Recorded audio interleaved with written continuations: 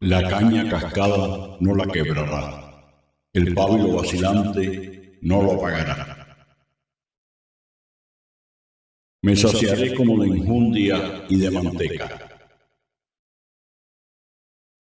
No creáis que he venido a traer la paz a la tierra. He venido a traer no paz, sino espada.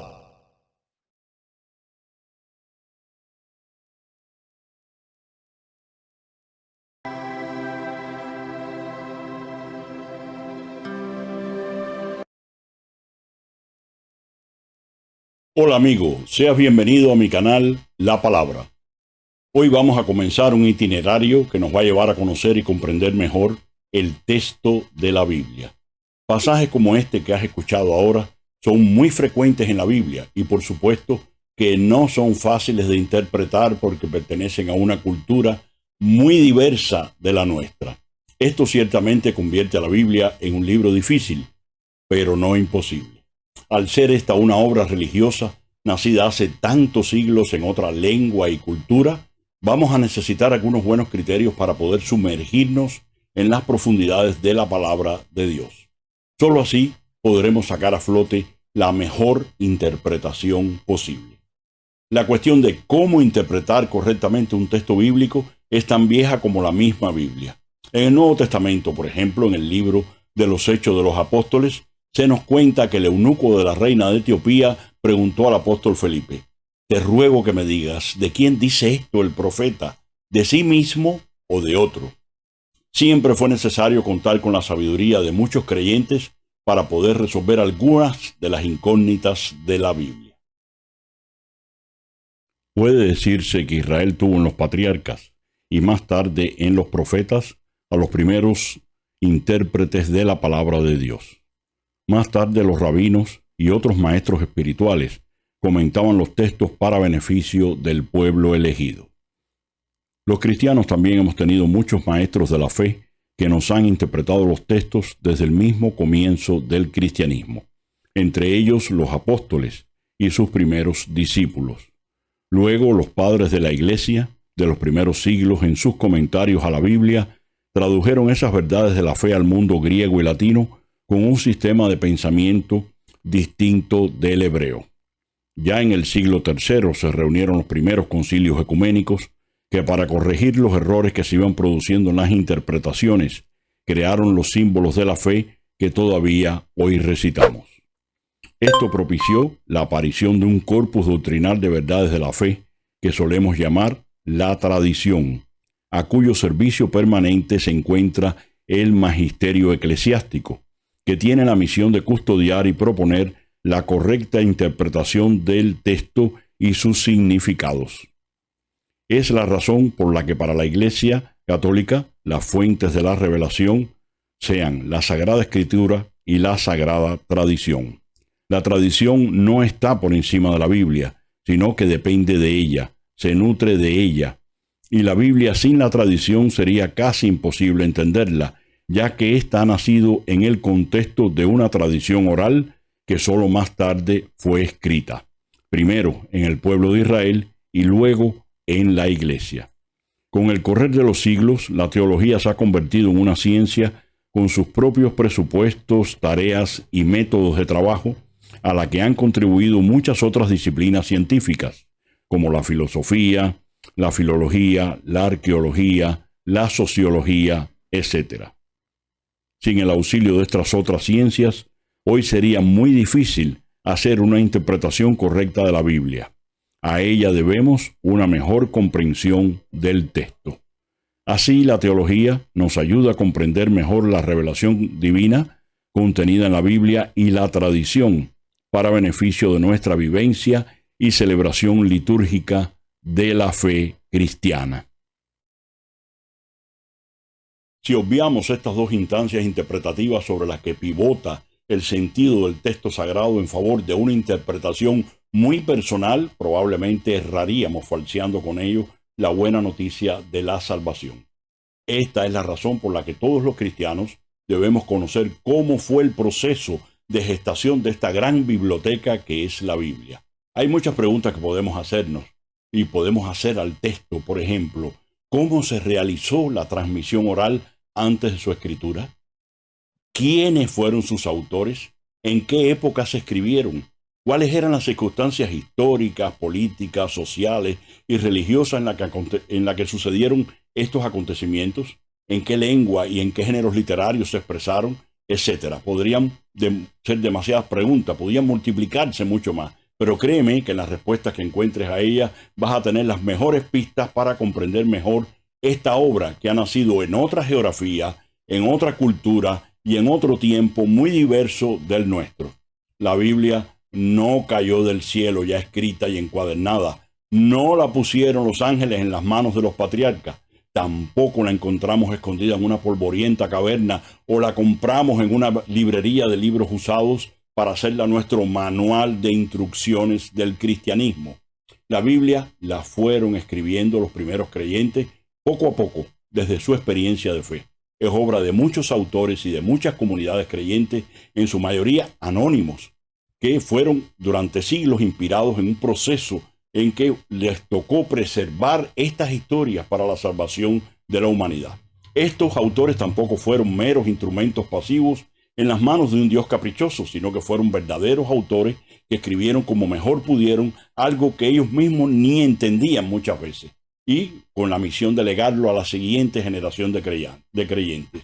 Y lo escribieron como buenamente pudieron, según su situación personal y los conocimientos propios de su tiempo. Es bueno entonces que tengamos a mano algunos buenos criterios para auxiliarnos en la lectura de esta obra. Veamos algunos. El primer criterio que me parece muy importante es este. El lugar originario y esencial para una interpretación correcta de la Biblia es la vida de la Iglesia. Y no puede ser de otra manera, porque la Biblia ha sido escrita en la Iglesia, por la Iglesia y para la Iglesia. No es este un libro que haya caído ya escrito y encuadernado del cielo. Creo que ningún libro aparece en esas condiciones, menos la Biblia, que ha nacido en el seno de una comunidad de fe que ha vivido unas experiencias religiosas muy concretas. Y primero las ha compartido oralmente durante mucho tiempo, luego las ha escrito para legarla a otros creyentes de una generación a la otra para la edificación de su fe. Por tanto, leer la Biblia en la Iglesia no es una exigencia extrínseca al texto, sino algo intrínsecamente ligado al mismo. Si ella es la voz de la Iglesia, lo más normal es que necesitemos a la Iglesia para que nos explique el texto y así poder encontrarle sentido a sus relatos. El segundo criterio, y este está muy ligado al anterior, y es la correcta lectura del texto de la Biblia tiene que concordar siempre con la fe de la Iglesia. ¿Y esto por qué? ¿Acaso no se puede leer la Biblia sin tener fe? Claro que sí. Si lo que usted quiere es leer la Biblia como se lee un libro cualquiera, claro que puede. Seguramente allí encontrará algunas historias encantadoras y edificantes, pero también algunas otras horripilantes y hasta espantosas. Eso sucede porque estaríamos leyendo las vivencias de un pueblo con todos sus grandes y pequeños momentos. En la Biblia ciertamente se puede encontrar casi cualquier cosa. Pero si lo que usted quiere es entender por qué, a pesar de tantas miserias humanas, este libro es para nosotros la palabra de Dios, entonces sí necesita tener fe. Sin ella, su lectura será siempre preliminar, incompleta y superficial.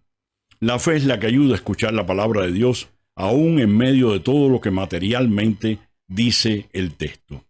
San Agustín de Hipona lo expresó de una manera genial, cuando dijo que al escuchar las homilías de San Ambrosio de Milán, había podido apreciar ya no la letra que mata, sino el espíritu que da vida. Él había tratado de leer la Biblia en otras ocasiones, sin tener fe, y estas mismas historias le resultaban un impedimento para su comprensión. Es que la riqueza espiritual de la Biblia solo es accesible a quien vive lo que dice el texto. Otro de los padres de la Iglesia dijo acerca de una lectura hecha con fe, que las palabras divinas crecen con quien las lee.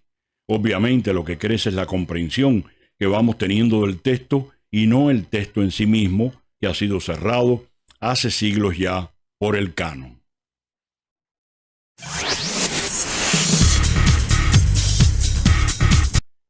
El tercer principio que no podemos olvidar es este: Dios nos habla con palabras humanas. ¿Y de qué otra forma podría hacerlo? Sino sumergiéndose en nuestra cultura, hablando a través de los patriarcas, los profetas, los jueces y reyes de Israel. De esta manera la palabra de Dios se ha hecho literatura, con todo lo que eso significa. La palabra de Dios la encontramos en las lenguas hebrea, aramea y griega, con sus géneros y figuras literarias y sus maneras propias de contar una historia. Más tarde ha tomado de nuestra propia humanidad. El evangelista San Juan dice: la palabra se ha hecho carne. Con la encarnación, Dios mismo ha intervenido en la historia humana, pero no desde lo alto o desde lejos, manteniéndose así a salvo de nuestras miserias humanas, sino desde dentro mismo, siendo uno como nosotros. Esto hace que la Biblia sea a la vez palabra de Dios en palabra de hombres, y nunca más una que la otra. Esta es la razón, y aquí viene el cuarto principio, por la que afirmamos que para leer y comprender la Biblia sea imprescindible conocer el mundo en que se desarrollaron sus relatos. Dicho de otro modo, la Biblia nace en un contexto geográfico, ético, histórico, social, político, literario y teológico, que es imprescindible conocer para evitar una lectura errada del texto. Si no cumplimos con estos esenciales principios hermenéuticos, podríamos estar deformando el significado espiritual de lo que leemos, aun cuando nuestra lectura sea personal, alejándonos de la palabra de Dios, situándonos a otro nivel y no al nivel del texto inspirado por Dios. Y si eres un ministro de la iglesia, un catequista o un líder de algún movimiento pastoral, poniendo en peligro la vida espiritual de tus hermanos, porque estarías manipulando culpablemente sus conciencias. Y esto, amigo mío, es pecaminoso. Las falsas interpretaciones que puede hacerse de la Escritura por ignorancia del universo cultural o conceptual en que ésta ha nacido, puede llevarte a hacer una interpretación personal y acomodada a tus criterios teológicos o ideológicos, pero no a la comunión con Dios a través de su palabra. Y créame, esto no te hace más piadoso ante Dios o la iglesia, sino un terrible pecador. Estos criterios que hemos compartido te van a servir para conocer mejor la Biblia. Es tu deber como cristiano sumergirte asiduamente en la lectura del texto bíblico, porque esta es la única manera de conocerlo bien y alimentar tu fe. Hace muchos siglos, San Jerónimo nos advirtió que la ignorancia de la Escritura era ignorancia de Cristo. No se puede conocer bien al Señor ni creer como Él si no se lee la Biblia diariamente. La ignorancia voluntaria no es piadosa. No hay ninguna excusa para no leer la Escritura diariamente. Y sobre todo, leerla en espíritu de oración, dejándote interpelar por el texto. Cada lectura es un diálogo que se hace con Dios a través de su palabra. Por otra parte, leerla mal sin unos buenos criterios y leerla sin meditarla, orarla y celebrarla con frecuencia no aprovecha el alma. Se dice con mucha razón que nadie aprende a nadar leyendo un libro sobre natación. Hay que meterse en el mar y hay que agitar los brazos y las piernas para avanzar en el agua y para no perecer en ella. De igual manera, no basta con leer la Biblia y memorizar algunos pasajes, creyendo que se puede comprender lo leído fácilmente, sin la fe necesaria para poder escuchar detrás de la letra que mata al espíritu que da vida. El Dios de la Biblia, el Dios de Jesucristo, sale a nuestro encuentro impactando nuestra existencia con la riqueza espiritual de su palabra. La Biblia está tejida de las experiencias de fe de un pueblo y solo entramos en comunión con éste cuando unimos nuestra propia experiencia de fe. Es solo entonces cuando se produce el crecimiento personal y espiritual. Y esto, amigo mío, es un proceso que lleva tiempo y constancia. Estos 4 puntos son un buen comienzo para que tu lectura de la Biblia se haga más interesante y se torne edificante espiritualmente. A mí me han ayudado mucho y espero que también a ti te sirvan en este viaje al encuentro del Señor a través de su palabra. Si te gustó este video y deseas ver más contenido similar, dale clic debajo te invito a que te suscribas a mi canal y actives la campanita para que YouTube te avise de la próxima publicación. Te deseo abundantes bendiciones y hasta la próxima.